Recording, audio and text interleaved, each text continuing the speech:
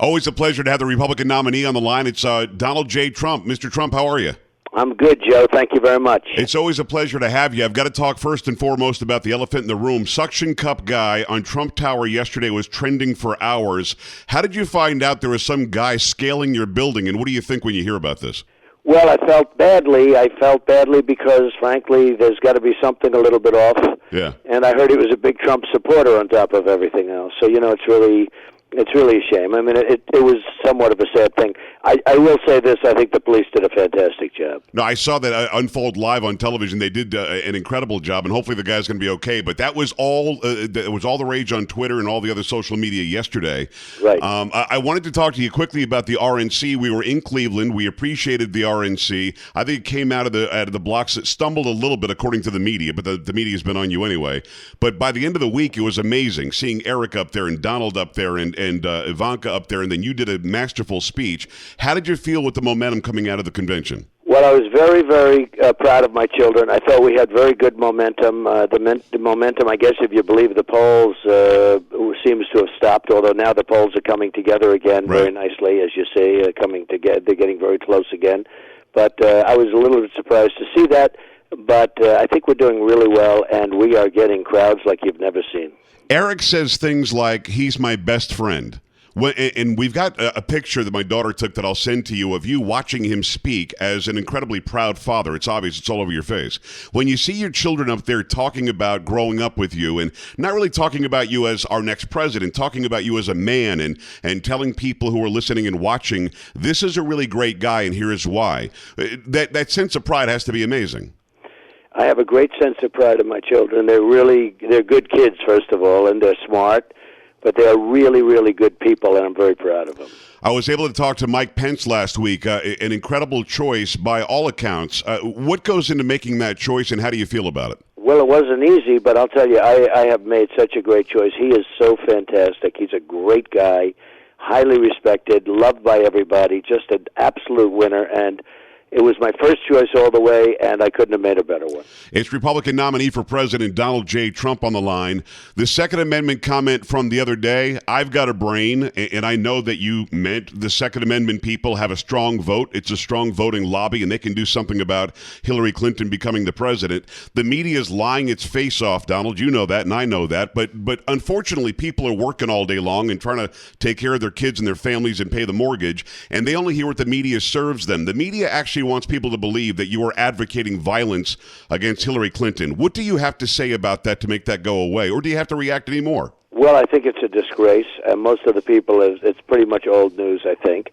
But it is a disgrace, the way CNN kept playing it up, and, I mean, they lie. These people lie. They're such terrible people. I mean, there's so many terrible people in the media. They're so dishonest. But what your interpretation is exactly right. That's what I meant. That's what most people understood. That's what the people that attack it understood, too, but they attack it because it's probably good for their ratings. But that is now dissipated, and it was just absolutely ridiculous. You're a guy... Although it did highlight the fact that the Second Amendment is very important, and I think I probably gained a lot of votes for it because people don't want their guns taken away, and I think the Democrats are going to do tremendous damage to the Second Amendment. It's Donald J. Trump, Republican nominee for President of the United States, and in my opinion will be the next President of the United States. You're a guy that's made millions and tens of millions of dollars for network television. You and NBC, that partnership was very profitable for NBC, extremely. Going into this entire process, did you in your wildest dreams think they would turn on you the way they did, all of the media? Well, NBC has been notorious for it. I mean, The Apprentice was a tremendous success. Right. I made it a tremendous success. It wouldn't have been successful without me, and we'll see how Arnold will do. We put Arnold in, we'll see how he does. It'll be very interesting. I already know how he does. But I will tell you that, I was very good to NBC. I made them a tremendous amount of money. It certainly doesn't reflect in the way they treat me. I guess, they talk about Chinese walls. There's no Chinese wall. But whatever it is, it is. I mean, I go through it. We, I think, make our points. And in the meantime, last night we had almost 10,000 people in an arena, and it was set up quickly. So, we get these massive crowds, and if that means anything, Joe, it means that we're going to win because we get crowds like nobody's ever gotten crowds before. No, it's amazing, but I guess a better way to ask the question is, did you go in expecting that the relationships that you had in the media would mean they would at least cover you fairly? It hasn't been anywhere near fair. I didn't know they'd be this dishonest. They're very dishonest. They will take a good story and make it a bad story. I had no idea it was going to be as dishonest as it turned out to be. They are dishonest people. As you know, I spent 8 or 9 years in Michigan as a television news anchor, and now we've got 8 radio stations in Michigan that are hearing us right now. It was extremely intelligent to go to Detroit the other day to unveil your economic package. It was a package that I think that city needed to hear. Flint needs to hear it. These blue states need to hear it that are suffering under the policies of this president.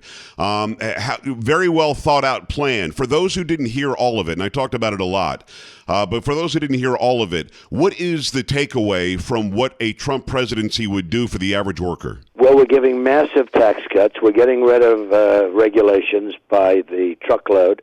We're going to make it great for the middle class and great for business, and they're massive. Hillary Clinton is raising taxes, and she's going to continue to add regulation, but she's raising taxes by $1.3 billion or more. There was an article in the Washington Post 2 days ago that said what a bad job she did as the senator of New York in terms of economic development. Right. She said she was going to come in and rebuild the state, and it turned out to be just the opposite. It turned out to be a catastrophe to this day. And that's an article that you have to read, because when she's making her economic development speech, just remember, read the article in the Washington Post. She was a disaster. They lost jobs instead of creating jobs. They spent a fortune. It was absolutely horrific. And I will tell you, Joe, anybody that looks at Hillary Clinton has to read, and it was in the Washington Post of all places. I mean, so you can imagine how bad it must be if they wrote it. But she was an economic disaster. And then you look at her job as Secretary of State, and it was just unacceptable to have this woman in this position where she may become president, and she's got bad judgment. It would be a terrible thing for the country. And by the way, in that Washington Post story, in the Washington Post, you're right, is not a bastion of conservatism. They said that her donors benefited while the workers didn't, which is right. something that really should be highlighted. It's Donald J. Trump, Republican nominee for president of the United States. Productivity is down to the third quarter in a row. The economy is in the tank. The unemployment rate, the true unemployment rate, is 15 to 25%. 94 million people out of work. Yet the left somehow is painting your proposal for tax cuts as just a way for rich CEOs and those who own businesses to store more money under their mattresses. I mean, it's basic economy, isn't it, Donald? That if you lower taxes, they're gonna hire more people, expand more, research and development more. The middle class, we're lowering taxes on business big league, and we're having one of the biggest tax decreases for businesses ever in history. That's going to bring jobs back. It's going to stop companies from leaving our country. They're leaving because of high taxes and other reasons. It's going to stop companies from leaving. Companies now, Joe, will come back in, and we are going to have something that's going to revolutionize our country. We're going to bring our jobs back. We're going to bring our manufacturing back. It's going to be a total winner. You mentioned, Joe, I have to leave now. No, I understand. One last thing, as I normally do, and you're always very, very nice about it. I just wanted to ask you one thing. I worked my whole life to impress my father, who passed away 6 years ago. You mentioned your dad all the time on the campaign trail. If you had a moment to talk to Dad as this unfolds, what do you think he would say to you as he watches this go? Well, I think he'd be very proud of me. I'm getting our points across. We're a little down in the polls, but not much. They're getting very close now again. And I think we're going to end up winning, but I think my father would be very proud of the job I've done in a lot of ways, and in business maybe in particular. Thank you so much for the access. We hope to talk again soon, Donald. Have a great day today. I appreciate you. Thank you very much, Joe. Thank you. All right, talk See soon. you soon.